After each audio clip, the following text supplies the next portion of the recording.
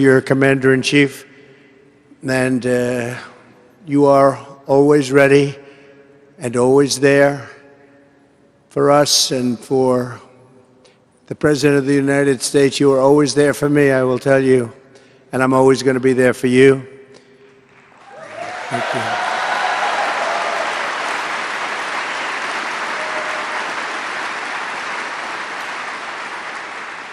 And we're doing very well, as you probably see, and hopefully I can say when I'm back in the White House, I'll get you the support, funding, training, and equipment you need, and I will get you the pay raises that you've really deserved for a long time. We'll get it taken care of.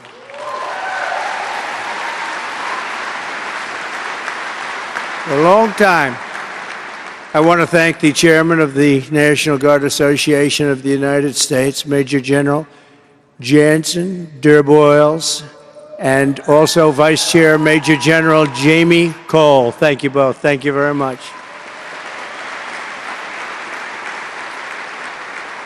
I also want to thank members of Congress, very special warriors and patriots, are very strong people. They love our country. Lisa McLean, where's Lisa? She's so incredible. Lisa, thank you. Thank you, Lisa. John James, John, thank you. John James is a star and doing really well. Thanks, John. Tim Wahlberg and Michael Waltz. Thank you very much, Michael and Tim.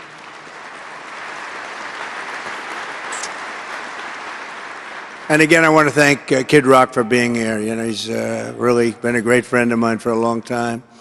Each and every one of the Guard members here today inherits the proud spirit of the citizen soldier, running all the way back to the Minutemen who stood against tyranny at Concord Bridge. Has everybody heard of Concord Bridge? Yes? I think so. You carry forward the legacy of Old Hickory Division that earned more medals of honor than any division in the Army in World War I, and the North Dakota Guardsmen who've walked through hellfire at Guadalcanal.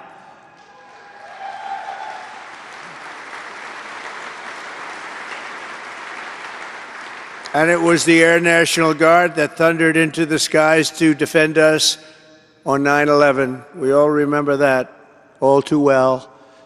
And when our country is hit by fire, flood, or vicious storm, America turns to the National Guard because we know we can always count on you. We always can count on you. I've counted on you a lot.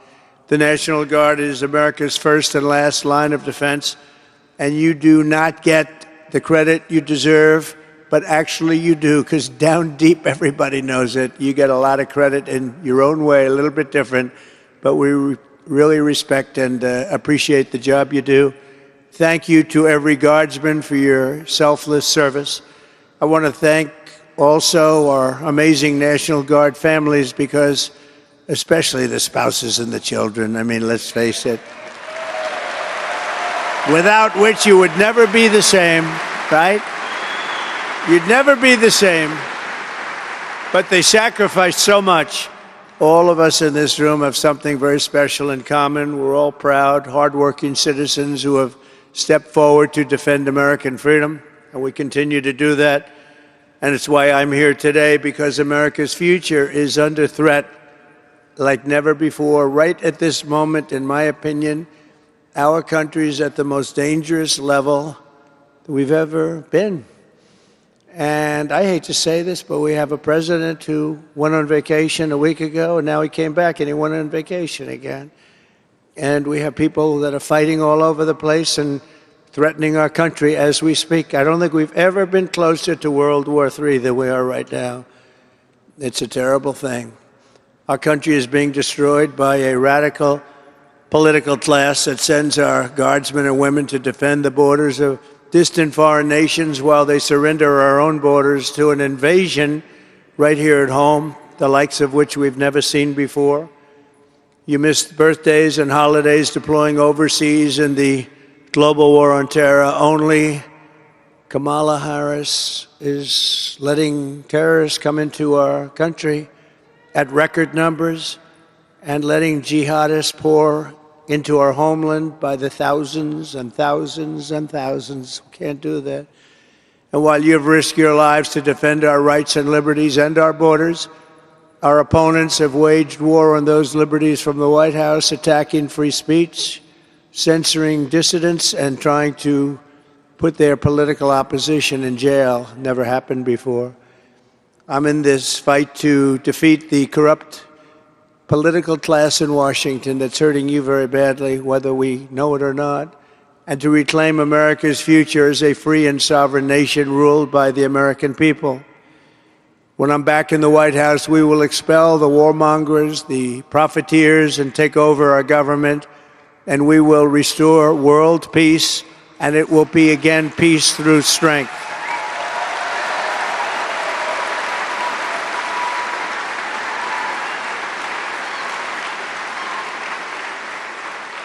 On day one, I will seal the border and I will stop the invasion of millions of people into our country.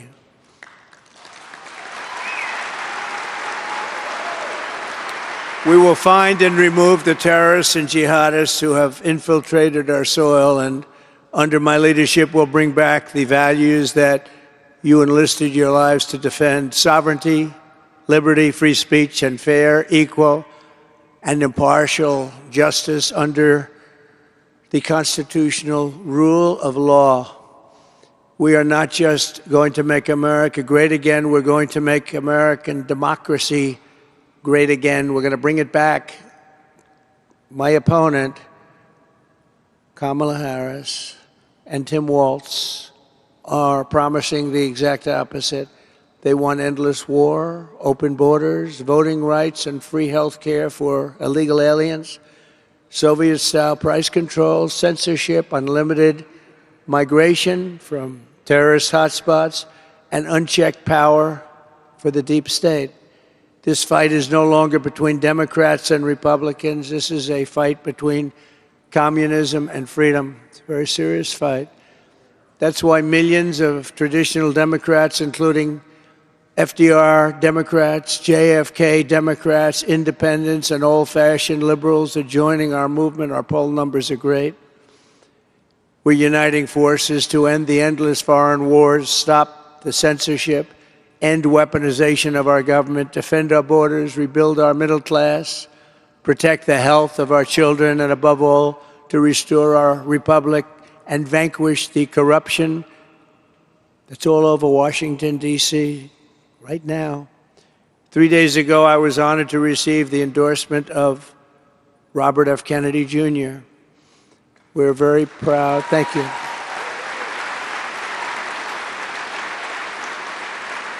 We're very proud to welcome Bobby to our cause. He's really a terrific guy. He's a terrific person, and he's going to do a lot of great things. I have no doubt about it.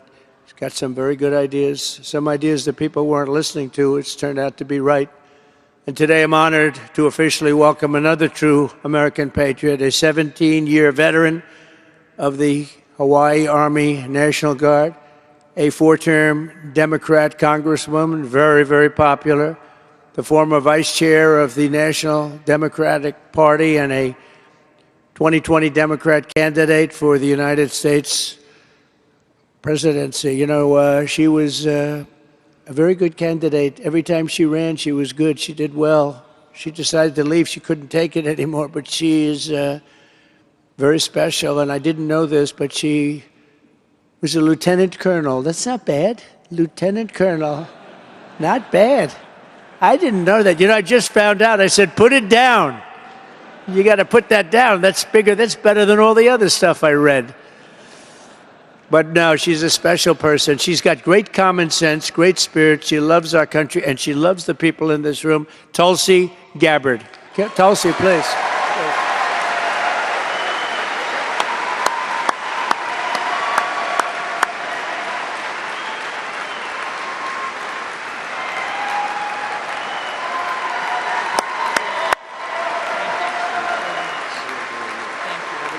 Thank you. Thank you, Mr. President. Aloha. I know we got Hawaii in the house here. There we go. It is a privilege to be here with all of you, my brothers and sisters in uniform, especially on this day of all days. I had the privilege of joining President Trump this morning at Arlington Cemetery, where he joined two Gold Star families and loved ones of Staff Sergeant Hoover and Sergeant G, both of whom were two of the 13 killed in the Abbey Gate attack 3 years ago today in Kabul. And I can tell you, as we were there, as he laid a wreath at the tomb of the unknown soldier, joining these Marines' loved ones, I felt the sorrow that he shared with them in their loss. I felt and saw his sincere appreciation for these servicemen and women who paid the ultimate price and their loved ones who continue to grieve to this day. This is personal for me, as I know it is for so many of you here. This is real. It's not just words. I first deployed to Iraq in 2005 with the Hawaii Army National Guard as a member of Charlie Med.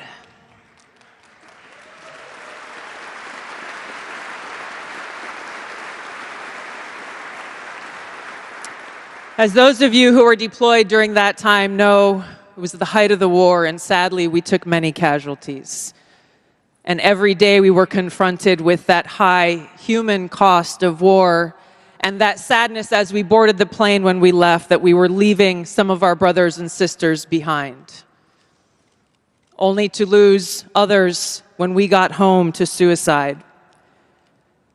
So I mean what I say when I share with you that I know that President Trump understands the grave responsibility that a president and commander-in-chief bears for every single one of our lives. Whether you're a soldier, you're an airman, a Marine, sailor, or a coastie, he keeps us in his heart in the decisions that he makes. We saw this through his first term in the presidency, when he not only didn't start any new wars, he took action to de-escalate and prevent wars.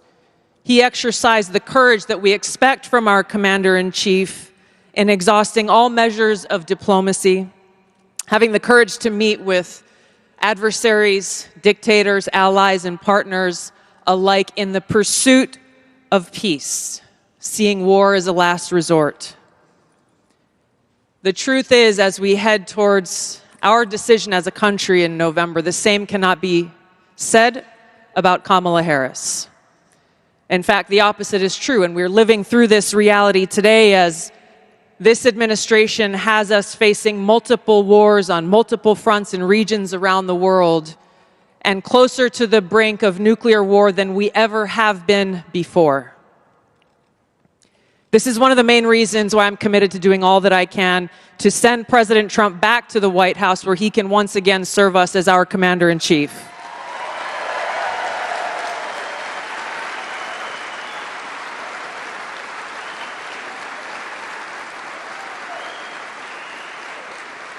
Because I am confident that his first task will be to do the work to walk us back from the brink of war. We cannot be prosperous unless we are at peace.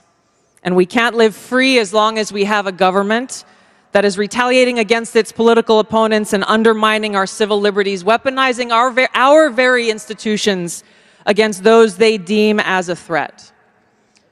Kamala Harris has done this over the last 3.5 years. She won't hesitate to continue that if she is elected as president. President Trump has been their first and foremost target in this because they don't want us as voters to even have the option to vote for him.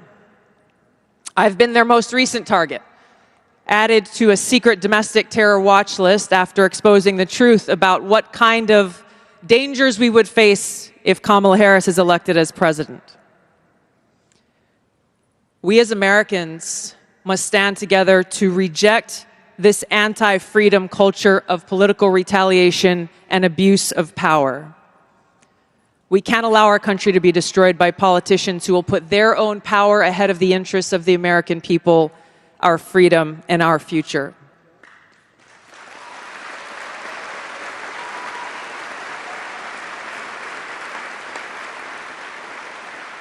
I am proud to stand here before you today, whether you're a Democrat, a Republican, or an independent.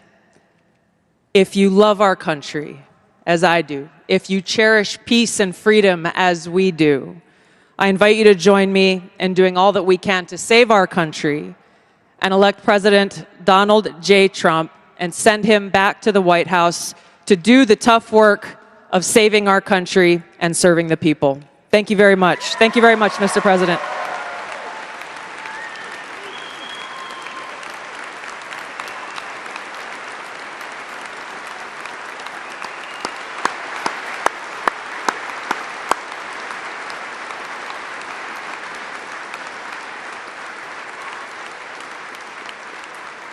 Well, thank you, Tulsi. I heard that might happen, but I wasn't sure. And it happened, because she's really an amazing person. So I look forward to working with Tulsi and everybody in this room, actually. And as Tulsi mentioned early this morning, Tulsi and I were at Arlington National Cemetery with the families of service members who lost their lives in the catastrophic withdrawal from Afghanistan. Not that we withdrew, but the way they did it. We were going to do it with dignity and strength. We were in the process of getting out. We would have never given up Bagram, one of the biggest air bases in the world, 1 hour away from where China makes its nuclear weapons. We gave it up. We gave them everything. China took it over. China now occupies it. Can you imagine? The longest, most powerful runways, I think 8 feet of concrete down, and we gave it all up, spent billions and billions of dollars years ago building it, 1 hour away, and we're gone, and now China occupies it. Today marks the 3-year anniversary of the terrorist attack at Abbey Gate. Now, we say Abbey Gate, a lot of people don't know what that means. It means Afghanistan.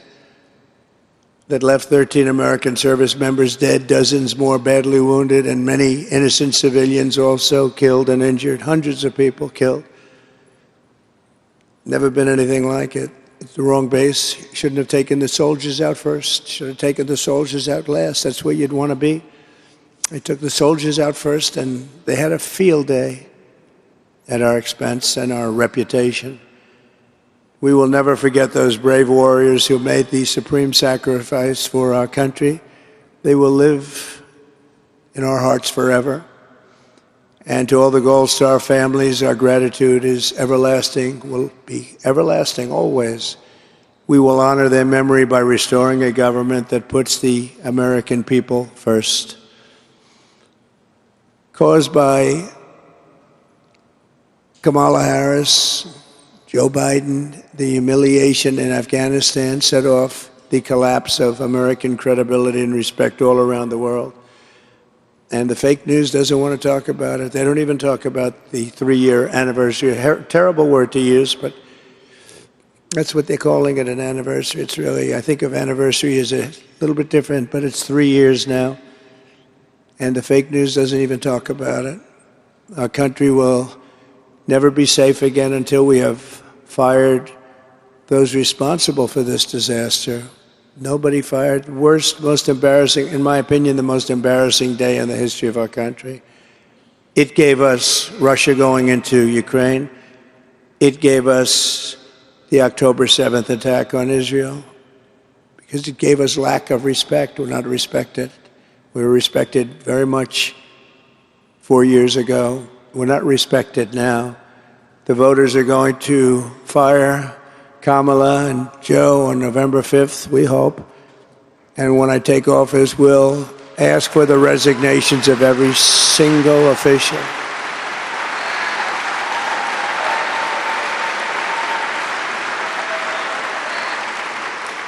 We'll get the resignations of every single senior official who touched the Afghanistan calamity to be on my desk at noon on Inauguration Day. You know, you have to fire people. You have to fire people when they do a bad job. We never fire anybody.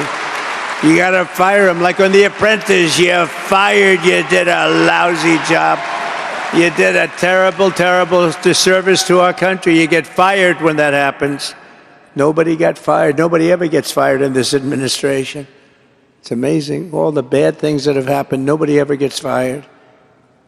The problem is when you fire somebody, they always end up writing a book about you, you know. I've had more books written about me. I fire a lot of people when they don't do a good job. I get a book written about me by all these losers that get fired.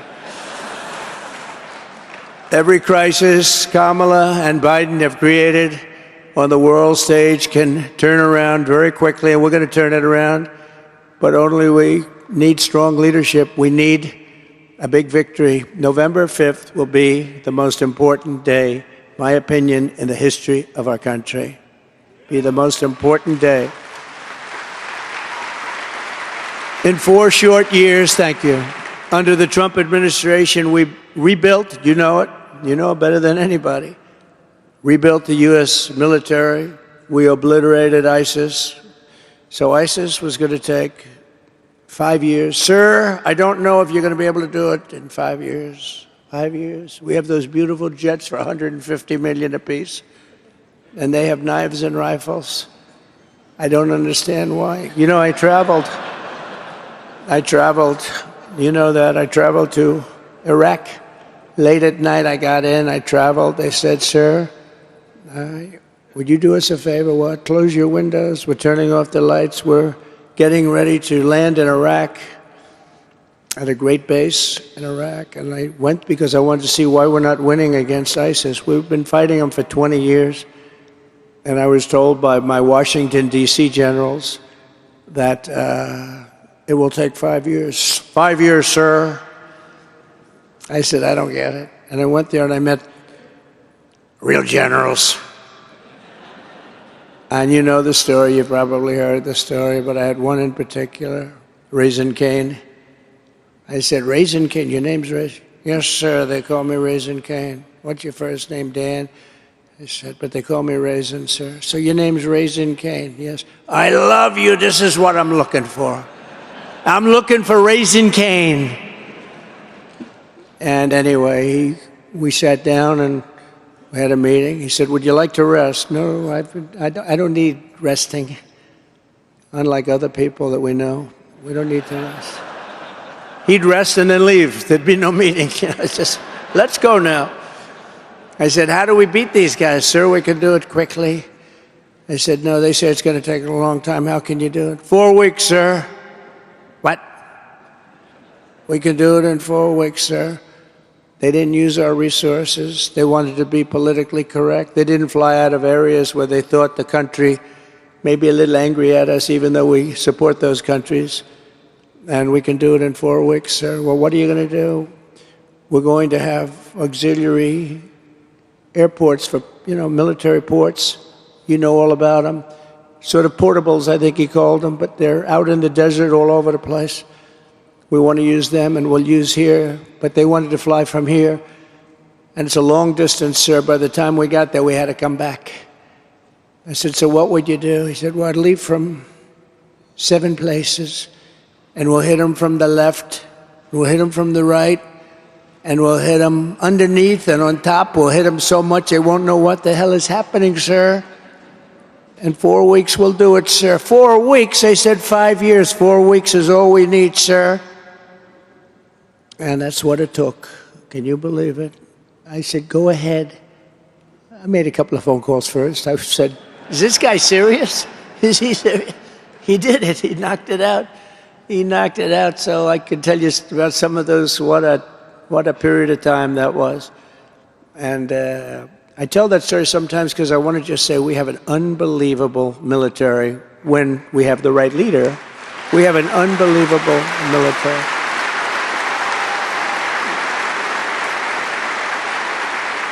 Really true. And they're not going woke. Maybe a few people on top are woke, but those guys, they'll never be woke. They could be put in a room and preached to for the rest of their lives, and they won't go woke. And we know them. I saw them. I saw them, what they did. I saw what they did, and I saw what they did with ISIS. We knocked out 100% quickly of the ISIS caliphate because we decided to fight. We have the greatest people in the world. We have the best equipment in the world. Now, we did give about $85 billion worth of it to Afghanistan. Do you know that Afghanistan is one of the largest sellers of military equipment in the world? They sell the stuff that we stupidly left them. We left them $85 billion worth of brand new tanks and planes and even goggles. They didn't fight at night. You know why? They couldn't see. Now they can fight at night. It's not even believable how stupid these people were to allow this to happen to our country, and we became a laughingstock all over the world. And we buried 13 soldiers. They never mentioned the 45 soldiers that just were so badly hurt, obliterated, legs, arms, face. They don't mention. We left Americans behind. We left all of that equipment behind.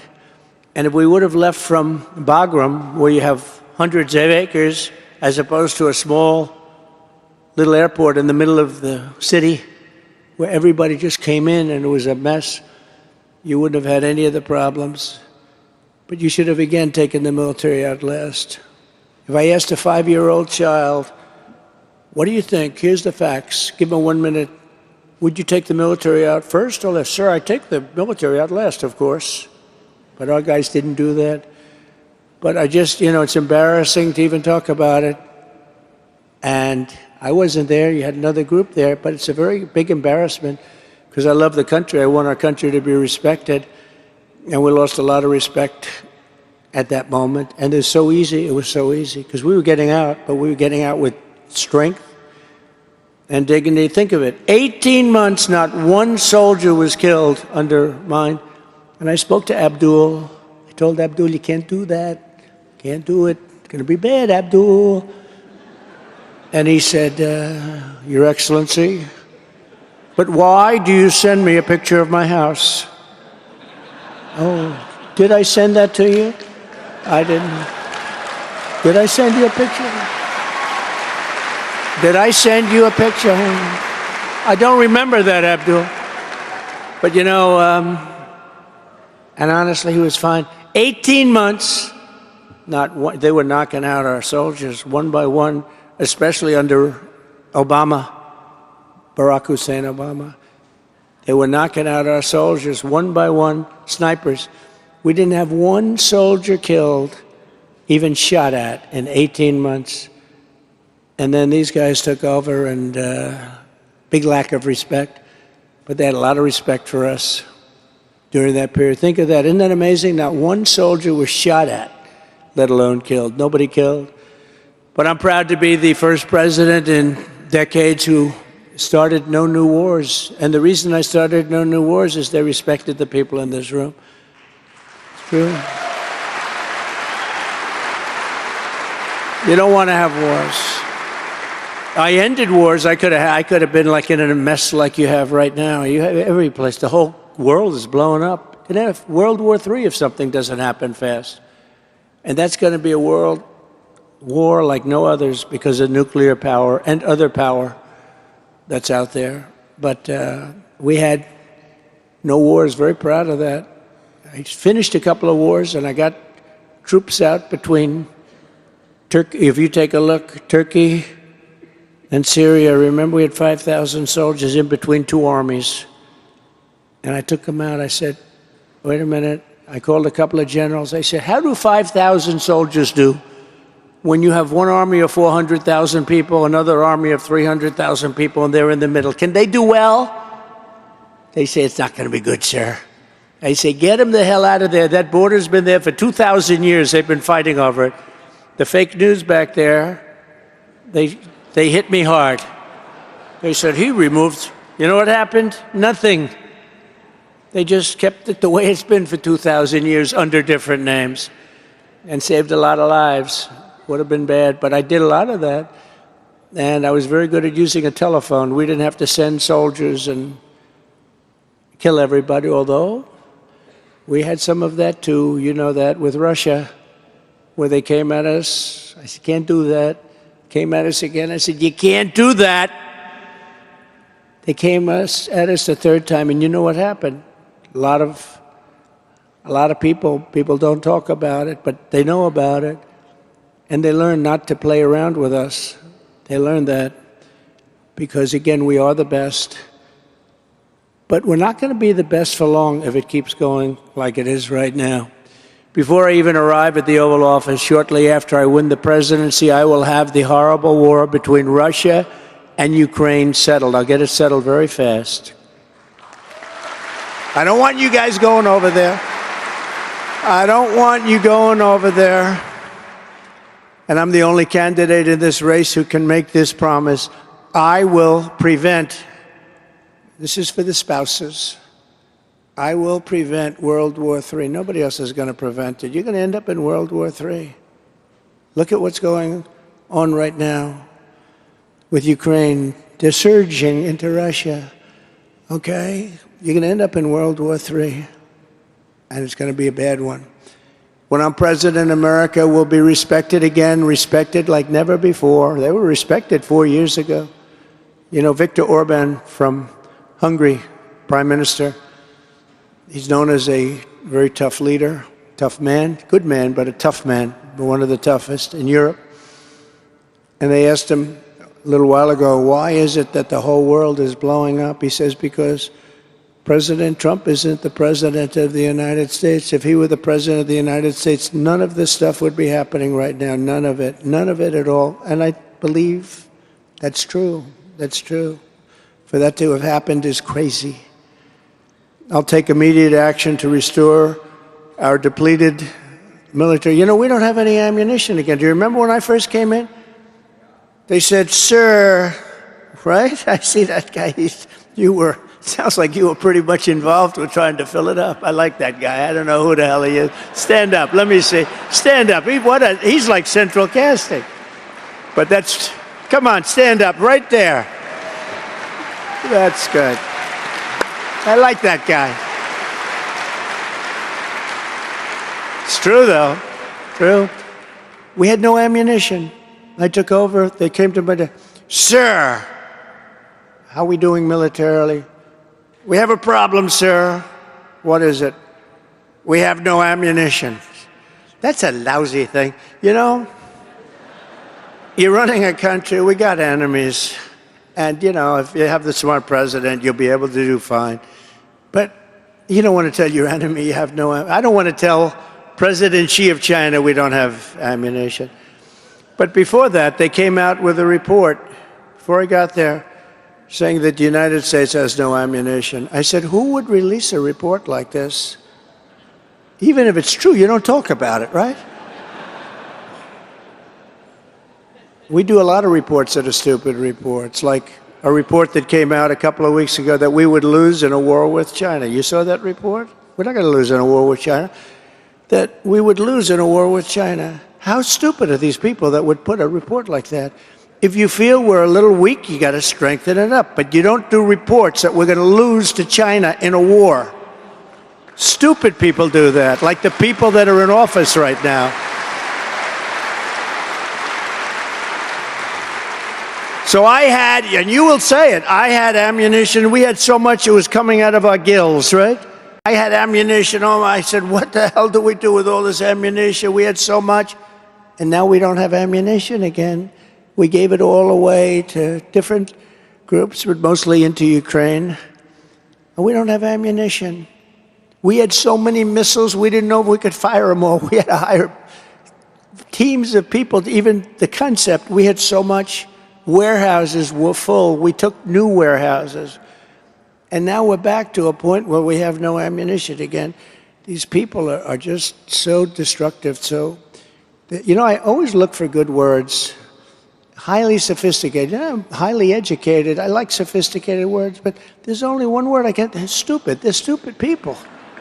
I'd like to say, I guess you could say incompetent. Sounds maybe a little better. I don't know. Which is better, being stupid or being incompetent? Because they're both. So we have no ammunition again, but we'll get it taken care of. Boy, oh boy. Can you imagine if they wanted to go after us? Can you imagine that? And we're saying they have no ammunition. This was just released a little while ago. We give so much of it away. We never get anything for it either. You know, Europe, by the way, is much more and should be much more concerned, obviously, with the Ukraine situation than us. But we've spent $150 billion more. Why do we spend $150 billion? Why aren't they going to equalize? They should equalize. I told them, I said, you got to equalize. They don't like, then I read, Barack Obama is much more popular than Donald Trump. Of course he is. He said, we'll spend all the money. I say, you got to pay up. And that's what happened. I got NATO to pay up hundreds of billions of dollars. But then, now we've lost it again because I'll bet you nobody's ever asked Europe to pay up. They don't even ask. I'll bet you that nobody said to Europe, we're 150 billion more than you. They have about the same size economy when you add all of the different nations up as us. And nobody has said to them, got to pay up. I did that. I was with NATO. They were way behind. Of the 28 nations, almost all of them were not paid. Other than that, they were doing quite nicely, thank you. But we had like 7 that were paid, and the rest weren't. And Obama came in, made a speech. Bush came in, made a speech. I came in and said, you guys owe us a lot of money because we were spending our money. So think of it. They take advantage of us on trade because they are horrible to us on trade, the European nations, horrible. They don't take our farm products. When was the last time you saw a Chevrolet in the middle of Germany? Maybe never. I said to Angela, do you have any Chevrolets or Fords in the middle of Munich? No, I don't think so. But we have plenty of Mercedes-Benzes and BMWs and Volkswagens, millions and millions of cars. So they get us in the military, and then they get us on trade. So on top of everything else, it's not a good way. So I was straightening it all out. It was getting straightened out very quickly. And very interesting, though, I said, who would do this? Who would do this? Hundreds of billions of dollars we lose in the defense of Europe. All I say is, let's equalize, we'll help you. But you owe us $150 billion. And during one meeting, I remember NATO, one of the heads of one of the countries, I won't embarrass him by saying which one, but we had 28 countries gathered around the table. It was sort of a semi-secret meeting, which nothing's secret in this world, but some of the press didn't want to report it because it was a good story. But one of the leaders stood up and said, so does that mean he wasn't paid? He owed us billions. Does that mean if we don't pay you, you're not going to defend us against Russia? I said, that's what it means. Are you saying you're delinquent? Well, I don't know about that word. That's a real estate word. Very simple word. It means you're not paid. You're saying you're delinquent.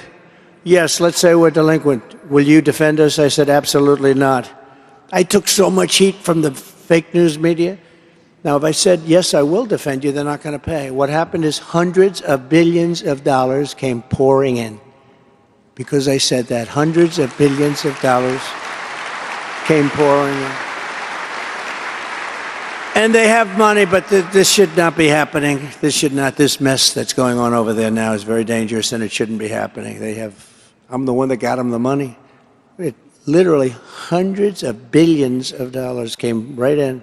Guys that were not paying for years, but other presidents never even asked them for the money. They'd make a speech and leave. I was getting ready to make a speech. I said, let me see some statements. I looked at them and said, nobody's paying. We paid for everybody.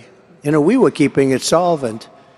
One of my proudest achievements in my first term was to create Space Force, the first new branch of the armed forces in over 70 years. It's a big deal. Now that Space Force is up and running, I agree with your leadership. You want this very badly, but I agree that the time has come to create a Space National Guard as the primary combat reserve of the U.S. Space Force. Very good, right? Very good.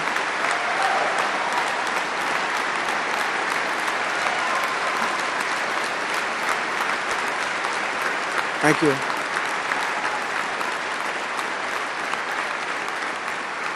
Thank you. So as president, I will sign historic legislation creating a space National Guard into law. I spoke to somebody that's a great guy, very much a fan of yours, Marco Rubio. I said, what do you think? He said, I love this. I love it. I love it. So we're going to do that. Space Force has been very important, very, very important. When I did that, the other people came in, they wanted to end it, and they were just hammered because people realized how important. We were getting just destroyed in space, and now we're leading. We are leading with all of the major metrics in space. Russia and China were killing us because we didn't really have a focus on it. And once you did that, we have a focus, and now we're leading in space. Throughout the armed forces, we will make a historic investment in building a U.S. military for the 21st century, investing heavily in drones, robotics, artificial intelligence, hypersonics. You know, hypersonics was us. Somebody stole the stuff, and Russia ended up making them. But we're making them now. But Russia ended up making that super speed missiles. They go about 7 times faster than a regular missile, which is quite fast. And we're going to build a great Iron Dome for missile defense around our nation. Other countries have it. Israel has it. You know, Ronald Reagan wanted this many years ago, but we didn't have the technology at that point. But now we have the technology, so we're going to do the great Iron Dome, and it's all going to be built in our country. We're going to build it right here.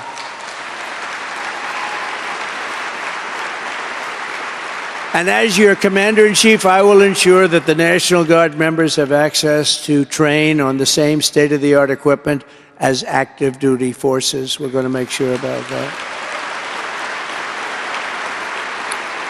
And I'll also get you reinforcement for allies abroad, making them pull their weight. They have to do that, and they have to pay their fair share, as I was saying. And for years, all of these NATO countries spent far less than 2% of GDP on their militaries, leaving our forces overstretched. We were the ones making up the difference and paying for it. To make up for shortfalls and help deter threats, I'll insist that every NATO nation must spend at least 3%. You have to go up to 3%. 2% is the steal of the century, especially when we're paying for it. You know, we pay for them.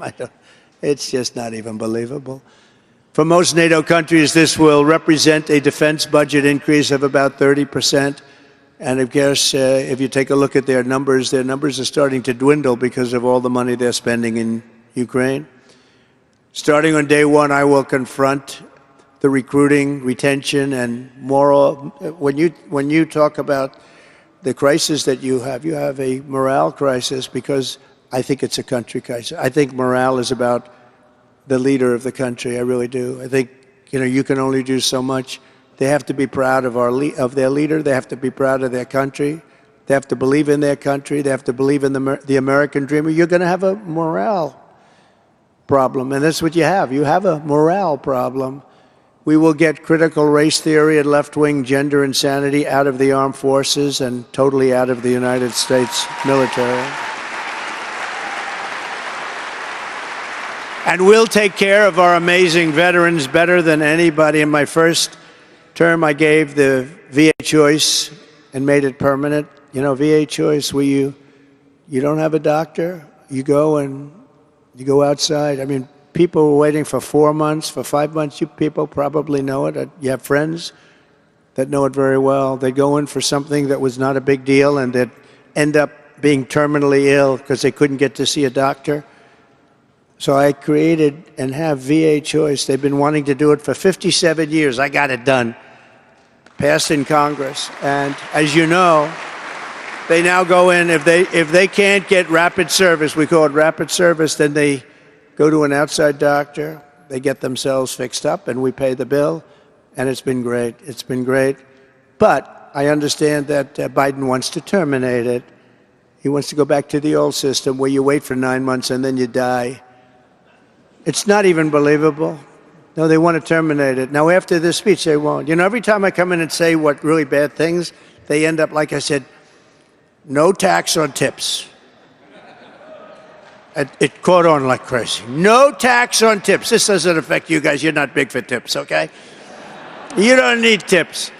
But there are a lot of people that no tax on tips is a big deal.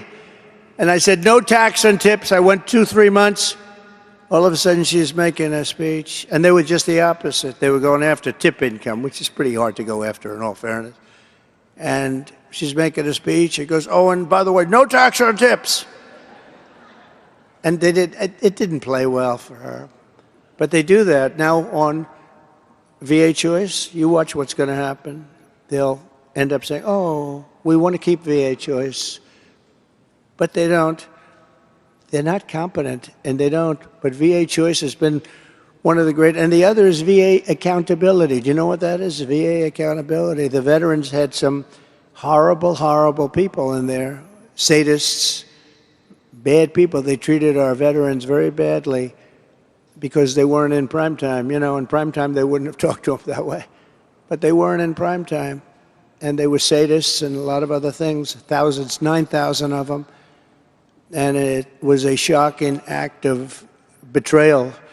We had to fire. We fired 9,000 people that were bad, and we replaced them with good people. And then Kamala and Biden gutted those reforms after they got in, and they tried to reinstate many of the people that were fired for good reason, because they weren't treating our veterans. They were sadists in many cases, vicious people.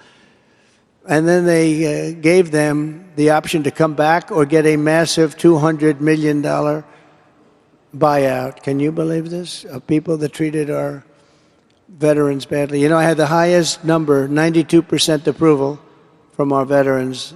It's the highest number by far ever. Now it's in the 40s.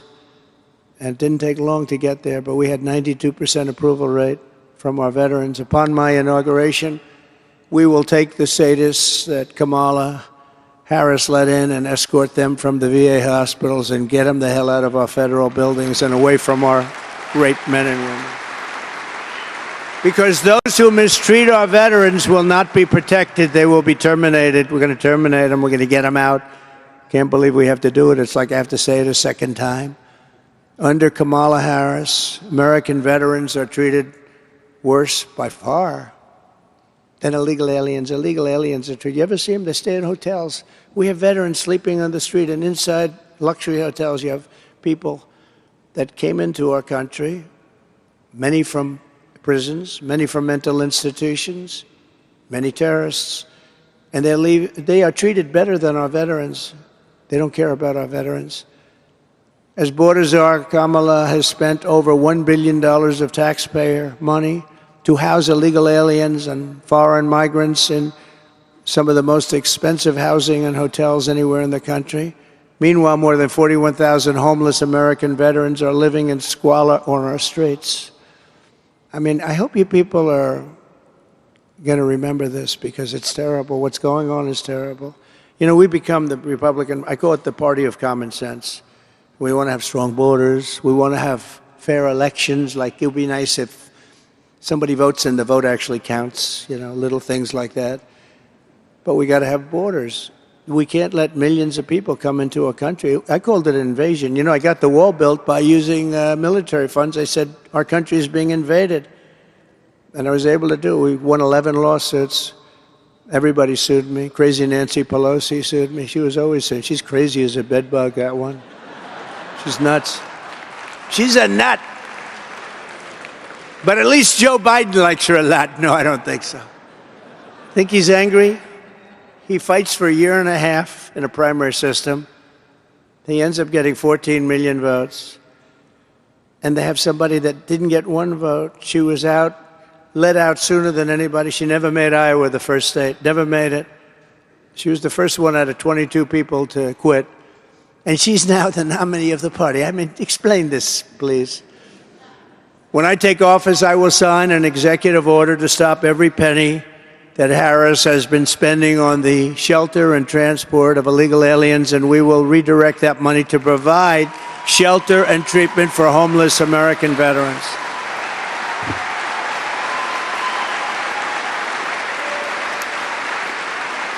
And we will end very rapidly veterans' homelessness in America. We had it down to a level that was the lowest in a long time. We would have had it knocked out, but we were interrupted.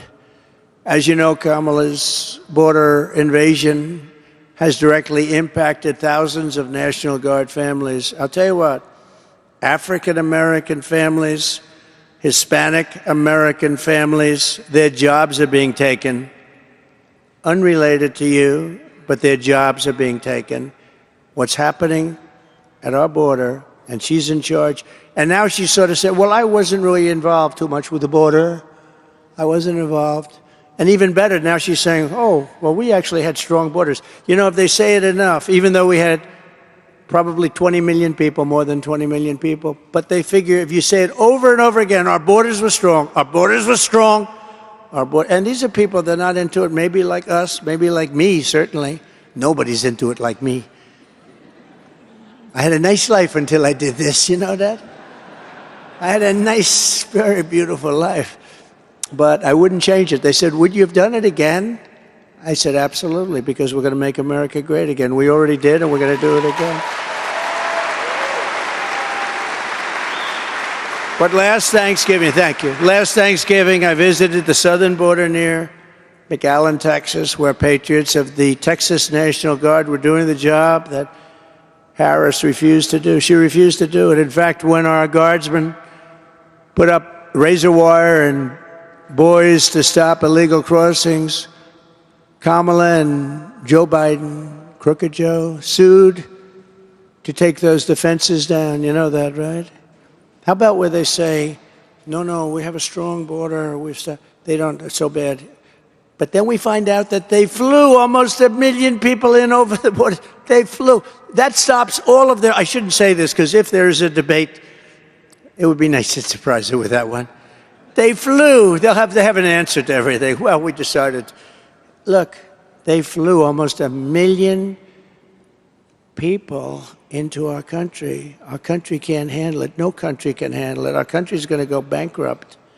No country can handle it. They're taking over the schools. They're taking over the hospitals. They're taking over everything. And they're getting jobs that were taken by other people that are not too happy. But think of it. They flew almost 1 million people over everything because they were saying about how strong the border. But then they say, well, what about the 1 million people you flew? They have no answer for that one yet, but they'll come up with one. They always have an answer. I want to salute every Guard member who has deployed as part of Operation Lone Star to defend America from her migrant invasion. It's what it is, including those from Texas, Florida, Georgia, Ohio, Idaho, Iowa, Oklahoma, North Dakota, South Dakota, Arkansas, Louisiana, Missouri, or as they say, Missouri. I love Missouri. I love that state. They do say it that way. Never quite understood that, but I say it that way because I won by 25 points, so I say it that way. It's true. Utah, Tennessee, Montana, Nebraska, Indiana, and New Hampshire. Every one of them. I want to thank them all. Thank them all.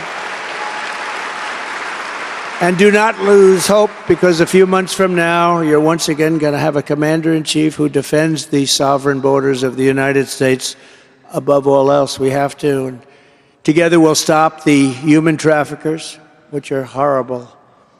They traffic in women, mostly, and children, but women mostly. And because of the internet, it's big business. It's big business. It's going to be bigger than the drug business, they think. The internet has caused a problem. You think of it almost as an ancient crime, right? Human trafficking. Who would imagine? But because of the internet, it's a big business. And we had it down to the smallest number in 42 years, and now they come along and it's going at a level. They stuff women into the back of cars, and they stuff them into trunks and bring them around and make a lot of money, and we allow it to happen.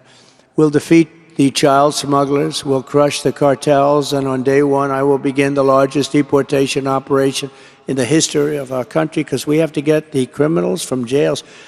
They're releasing their prisoners into our country. They're releasing their guard. You got to see MS-13, the worst gangs in the world, MS-13.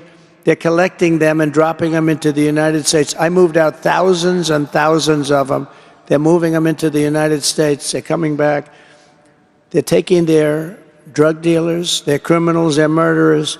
In Venezuela, crime is down 72% because they've gotten their gang members, they're dropping them all into our country, many countries, and I'm not just talking about South America, all over the world, they're dropping their criminals into our country. They're emptying their jails and they're emptying their prisons into our country. I mean, how stupid can we be? What are we doing? And we're going to have a crime wave the likes of which you haven't seen. You see it every day now in paper where a person from such and such a country is, is violent, like at levels that nobody's ever seen before. You don't have to hear it, but at levels that nobody's ever seen before. But what it is doing is it's making these countries, and I'm not blaming them. If you can get away with it, I'd be doing it. If I were the president of such an, I would have done better than them. My prisons would be totally empty. They're emptying their prisons. They're taking their worst people. They're taking their murderers, drug dealers. They're dropping them. They're taking them and busing them into the United States and dropping them. And they're saying, if you come back, we're going to kill you. And these people aren't worried about being killed. They're tough. This is a tough group of people. And we've got them. And nothing good is going to come out of that. And that includes a lot of terrorists. Your choice in this election is between a president who will always have your back and a radical liberal who will never, ever, ever have your back, whether you like it or not. In 2020, when the left-wing mobs came from all over to burn our cities to the ground, Kamala stood with the looters and rioters and raised money to bail out violent criminals all over the jails of Minnesota. She came with money to bail them out. Kamala's running mate, his nickname is Tampon, Tim, but I wouldn't say that, because this group is a little more low-key than the ones I'm used to speaking before. Tampon, Tim, Waltz, he wanted, think of this, he signed a bill mandating that every boy's bathroom has tampons in it. I don't think that's good. It's not good. He ignored the pleas of the mayor and the police chief to deploy the National Guard in Minneapolis and said, you're not highly trained soldiers, you're 19-year-olds who cook. That's what he said. You're 19-year-olds who cook. That's a pretty famous statement. As president, I stood with the National Guard as you saved Minneapolis, saved Kenosha, and saved Washington, D.C. I saved them. If I didn't override what they wanted to do and what tradition is, those places would have been, we would have lost every monument in Washington. They came into Washington and they were very rambunctious. They liked to pull the statues down, some of these beautiful statues. And then they hit Abraham Lincoln. I said, all right, that's the end of that. And I found there was a bill from the early 1900s. We don't do bills like that anymore. This said, if you touch government property, statues, monuments of any kind, you will serve 10 years with no probation, no early getting out. You go to jail for 10 years. Very simple. It was beautifully stated. It was like one paragraph. And it had dust on it. It was dusty. Nobody used it because we wouldn't do that because we become very soft. They only go after political opponents. They don't do anything like murderers. Those guys are safe. Drug dealers, no problem. But political opponents, they go after. So this was in very bad. It was a very old bill. And I had a news conference, and they were all over. They wanted to take down the Thomas Jefferson, the Jefferson Memorial. They wanted to take it down. They were heading that way. They were actually heading that way. We had them all stopped, but they were heading that way. It's like fighting a war. And I went out to a news conference. I announced anybody that touches any of our monuments or statues goes to jail for 10 years. Everybody left Washington, D.C. I was very lonely. They all left. I watched them. I watched their asses from the back. They were all, that's all I could see is thousands of asses. And that stopped. We got to stop. We got to stop quickly. They all left immediately, and they haven't come back, although the other day you see them starting to do it again. They're taking the spray paint and they're spraying those gorgeous limestone tigers and all of the different things. You know, when you spray limestone, you'll see it in 100 years from now because it's a very porous stone. And they were spraying the hell out of it. And they were burning the American flag. I want to get a law passed. Everyone tells me, oh, sir, it's very hard. You burn an American flag, you go to jail for 1 year. Got to do it. We got to do it. They say it's not constitutional. They say, sir, that's unconstitutional. We'll make it constitutional. We're going to make it constitutional. But you burn an American flag, you go to jail for 1 year. That was terrible, what happened at the convention in Chicago. They're burning American flags all over the place, and the fake news doesn't want to show it. I will proudly stand with you in defense of law and order. And we're going to have 4 great years in the White House. We're going to make our country very special again. I know your commitment. I know your character in conclusion. And I know your courage. As president, I saw it every year during natural disaster and national emergency. And just a few weeks ago, we saw it in the moments after an evil assassin tried to take my life. That sucker was moving fast. I said, wow. Glad I got down quickly. But it was quite a time. It was quite a thing. Who would think? But that day, a member of the Pennsylvania Air National Guard was in the second row watching as the bullets flew, when the shots rang out and hit a great patriot, Corey. We know now Corey by his first name, Corey. The Pennsylvania Guardsman did not shy away. He did not run for cover. He ran toward the gunshots, took off his tie to use as a tourniquet, and cradled Corey's head in his hands, and it was a tough scene. Corey died, as you know. 2 other people were hit very badly, were supposed to die, and the doctors up there did a phenomenal job. They're living and they're doing okay. And although he tragically could not revive Corey, he did what every guardsman here would have done. And it was a tough thing he did, to be honest. I saw that. It was a tough thing he did. Tremendous courage. Not only the bullets, I mean, just the fact he was holding this guy who really got hit. He really got hit. But he gave his all, and he was very proud to do it. America is blessed to have such extraordinary patriots, as are all of the people in this room.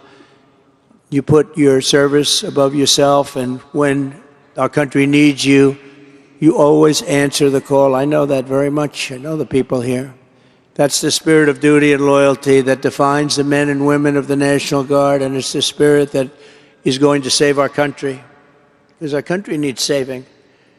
With your support in this election, we will reclaim our sovereignty. We will rebuild our military. We will support our police.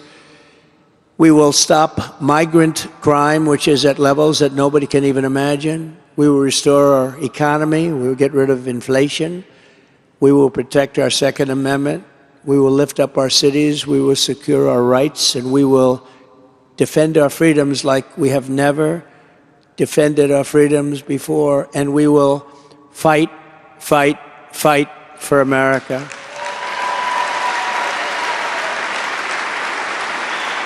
Thank you. Thank you very much.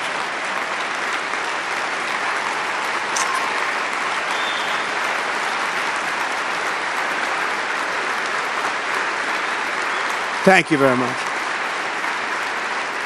So, just in closing, you've never let me down, never. You've always been there for me when we had emergencies, when we had a crisis, and I'm going to always be there for you, and I can promise you this, together we will make America great again. Thank you. God bless you all. Thank you very much. God bless you all. Thank you. Thank you, man. Thank you.